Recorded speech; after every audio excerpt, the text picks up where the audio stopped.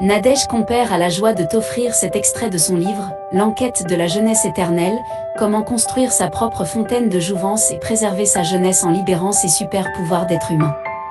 Pour les besoins de cet enregistrement, de nombreuses annotations ont été supprimées.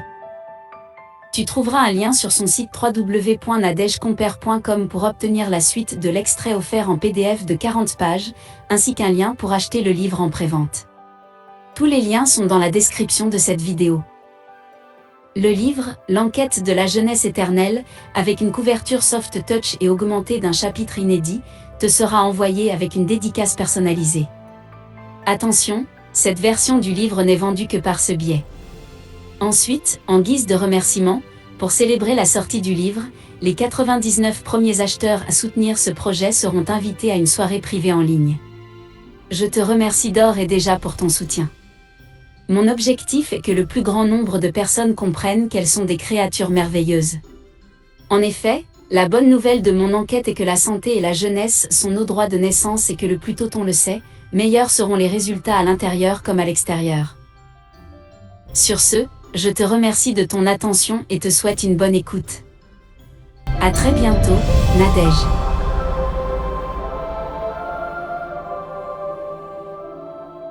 L'enquête de la jeunesse éternelle, comment construire sa propre fontaine de jouvence et préserver sa jeunesse en libérant ses super pouvoirs d'être humain, par Nadège Compère, coach en expression de joie. Avertissement. Que votre parole soit impeccable. Quoi qu'il arrive, n'en faites pas une affaire personnelle. Ne faites pas de suppositions. Faites toujours de votre mieux. Don Miguel Ruiz, les 4 accords Toltec. Tout au long de ce livre, j'ai tenté de garder une parole impeccable afin de te délivrer mes réflexions ainsi que les fruits de mes investigations, tout en me permettant de m'amuser, de franchir certains tabous, de dire ce que les adultes n'osent plus dire, de poser des questions que je me suis posées lorsque j'étais enfant et que j'ai continué de me poser ensuite. Aussi, si tu découvres au fil de ces lignes quelques maladresses de ma part, n'en fais surtout pas une affaire personnelle.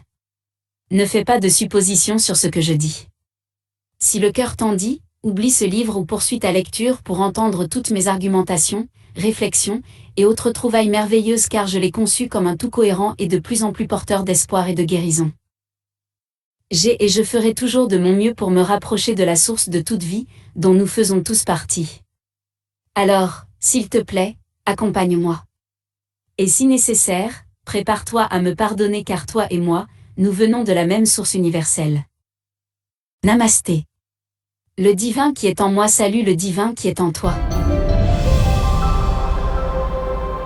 Rappelez-vous que la jeunesse est la graine d'amour plantée par Dieu dans la forme divine de l'homme. En vérité, la jeunesse est la divinité dans l'homme, la vie spirituelle magnifique, la seule vivante, aimante, éternelle. La vieillesse est antispirituelle, laide, mortelle, irréelle. Les pensées de crainte, de douleur et de chagrin engendrent la laideur appelée vieillesse. Les pensées de joie, d'amour et d'idéal engendrent la beauté appelée jeunesse. L'âge n'est qu'une coquille contenant le diamant de la vérité, le joyau de la jeunesse. La vie des maîtres. L'aspect physique n'est autre que l'expression de mémoire et d'inspiration qui sont présentes dans l'âme de l'identité de soi. Changer l'état de l'identité de soi et l'état physique changera également. Dr Yulen. Préface. Le temps s'effeuille comme les pages d'un livre ouvert. Je ne sais vers quoi je vais, rien n'est vraiment clair. J'aimerais seulement ralentir mes pas, me taire, écouter mon cœur qui bat et marcher, dans les temps, sur les temps. Je l'entends, mon cœur qui bat le temps et tourne les feuilles de mon livre ouvert. Arriverai-je à temps sur les temps de ma vie qui se glace? Et trouverai-je ma place dans les champs des envies qui se tassent? L'horloge tourne autour du manège de ma vie et sans ménage, me rappelle le temps qui s'enfuit. Le temps s'effrite comme le pain qui a fait son temps. Je ne sais vers quoi je cours, mais ça prend du temps. J'aimerais pourtant arrêter les pleurs, ne plus courir après le bonheur et le voir, maintenant, sur le champ. Il est là, en mon cœur, je le sens. Caché dans les feuilles de mon livre, il m'attend. L'horloge tourne autour du manège de ma vie. Et sans ménage, me rappelle le temps qui s'enfuit. J'irai là-bas, vers la fin de mon livre. En attendant, je prendrai le temps de vivre. Chaque instant, maintenant. Le temps de vivre, Nassara Light, 03. 2019. France, 2 avril 2022. Comment as-tu trouvé la citation que j'ai mise au début de ce livre, tirée de la vie des maîtres? Si tu la trouves brutale, ne t'en formalise pas, c'est juste une manière de nous mettre en plein dans le vif du sujet. Car pour répondre aux besoins de cette longue et passionnante enquête, parmi tous les sujets que j'ai étudiés, je me suis aussi penchée sur la vie des maîtres, qui consacre plusieurs chapitres au sujet de la vieillesse et de la jeunesse. Tu verras en lisant ces lignes, que j'aime rire et j'aime faire rire les gens, avec un humour un peu particulier, pas trop noir mais disons, café au lait. Et dans les difficultés, je pense plutôt qu'il vaut mieux en rire que pleurer. Je suis vierge du nez. Pour plaisanter, après tous ces mois et années de drames planétaires, j'ose dire que je suis vierge du nez, et effectivement, cela m'amuse et fait rire les gens, que ce soit un rire sincère ou jaune.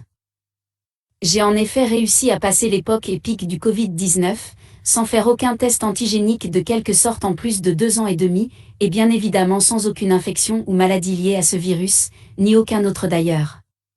La dernière fois que j'ai été malade, en 2019, c'était une paralysie faciale mais ça, c'est une autre histoire. Miraculeusement, à 56 ans, je vais bien et je vais de mieux en mieux, surtout dans ma tête.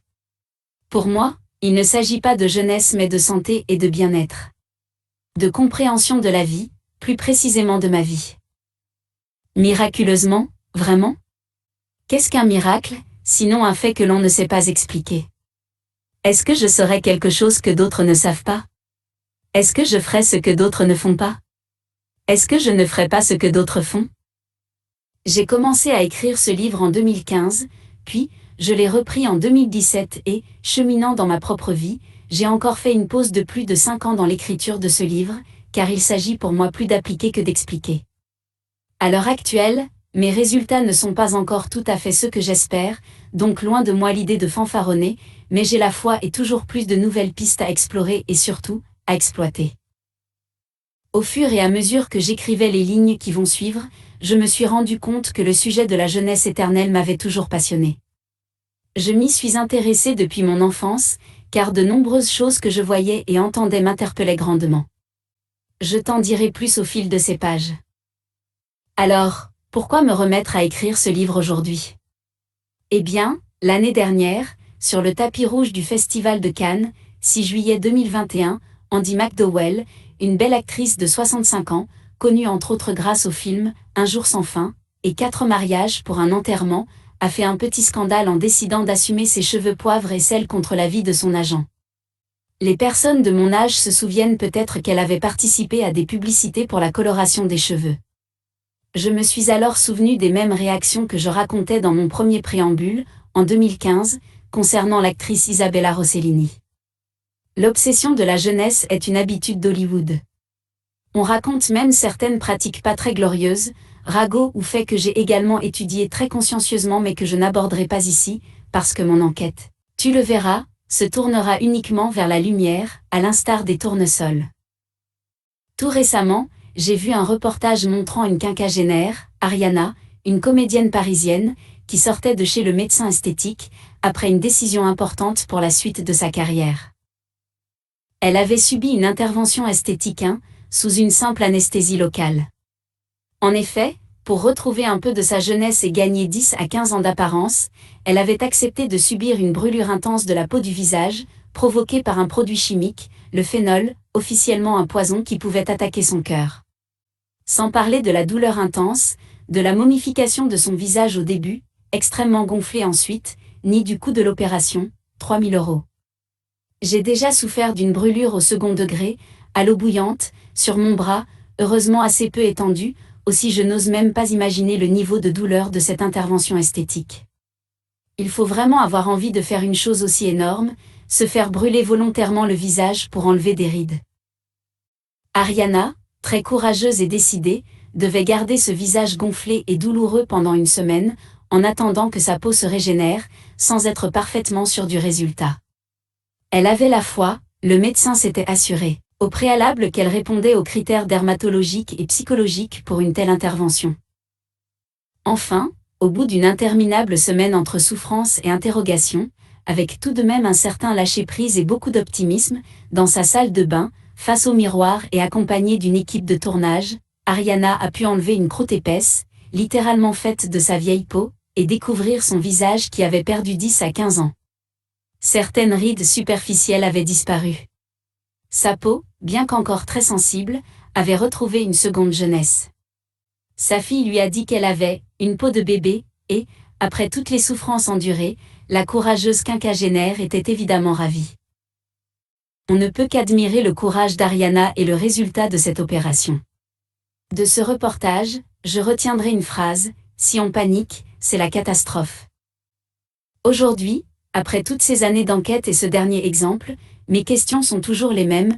Quand on connaît les merveilleux pouvoirs de régénération du corps, tout le monde s'est déjà écorché au moins une fois, faut-il réellement assumer que le corps se ride et se fige alors qu'il est encore vivant? Faut-il s'infliger tant de souffrances et dépenser des fortunes en produits et en chirurgie pour rajeunir? Et si cela suffisait, pourquoi voit-on encore des célébrités aller vers la vieillesse? Les êtres humains auraient-ils subi un mauvais sort? Et s'il y avait un antidote, lequel serait-il? Mon intention n'est pas de juger mais encore une fois, d'enquêter.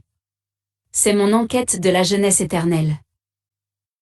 Je crois profondément que personne n'a tort ou raison, que ce ne sont que des expériences, et que tout ce que nous voyons est le produit des choix conscients et inconscients de chacun, parce que nous avons ce merveilleux cadeau qu'est le libre arbitre, et que la vie est un jeu. Certains choisissent un certain costume, un certain maquillage et jouent leur personnage jusqu'au bout, tandis que leur costume et leur maquillage s'érodent et s'effritent. Et c'est très bien comme ça, puisque la vie est un jeu et que de surcroît, elle est éternelle. Enfin, d'après mes perceptions et selon mon enquête, c'est ce que je crois. Peut-on choisir de changer de rôle, de costume et de maquillage ou de les renouveler au fur et à mesure lorsqu'ils s'usent ou lorsqu'on n'en a plus besoin, et ce, tout naturellement, comme le font la plupart des animaux et des arbres? Si la vie est un jeu, c'est fort probable. Nous allons voir ce qu'en dit mon enquête. Mais d'ores et déjà, voici ma conclusion. Il existe au moins un être qui vit une jeunesse éternelle et qui se renouvelle sans cesse puisque pour lui, le temps n'existe pas. Je sais qu'on ne commence pas un livre par sa conclusion. Mais qui a décrété cela? Et si justement, l'une des clés de la jeunesse était de tout mettre sens dessus-dessous? De se renouveler constamment? Notre vie n'est-elle pas notre seul ouvrage? Que disait Nicolas Boileau, déjà? Hâtez-vous lentement, et sans perdre courage.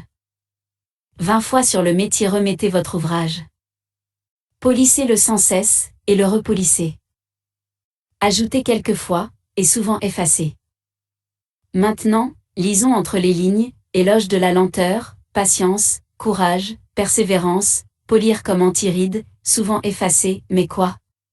Les rides sans aucun doute, mais nous verrons qu'il y a beaucoup plus à effacer. Il n'y a pas d'enquête sans question, ni de question sans réponse. Si tu veux connaître celle que j'ai trouvée, alors, je t'invite à poursuivre cette enquête avec moi. Tu viens?